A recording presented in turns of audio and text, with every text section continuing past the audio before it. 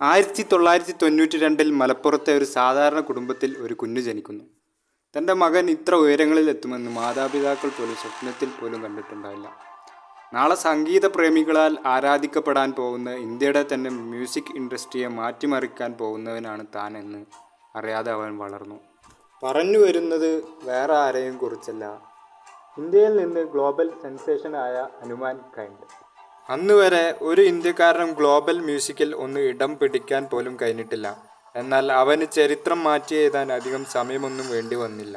തൻ്റെ പഠനശേഷം എല്ലാവരെയും പോലെ ജോലിക്ക് പോവുകയും പിന്നീട് ഇതല്ല തൻ്റെ പാഷൻ എന്ന് തിരിച്ചറിഞ്ഞ് മ്യൂസിക് ഇൻഡസ്ട്രിയിലേക്ക് വരുന്നു. NH7 വീക്കെൻഡറിൻ്റെ കൂടെ തൻ്റെ കരിയർ ആരംഭിക്കുകയും 2019 തൻ്റെ ആദ്യ സിംഗിളായ EP കളരി ഇറങ്ങുകയും ചെയ്തു. ഈ 5 വർഷത്തിനുള്ളിൽ ആരെയും വിസ്മയിപ്പിക്കുന്ന ഉയർച്ചയും ഫാൻ ഫോളോയിങ്ങും ആണ് ഹനുമാൻ കൈൻഡ് നേടിയിട്ടുള്ളത്.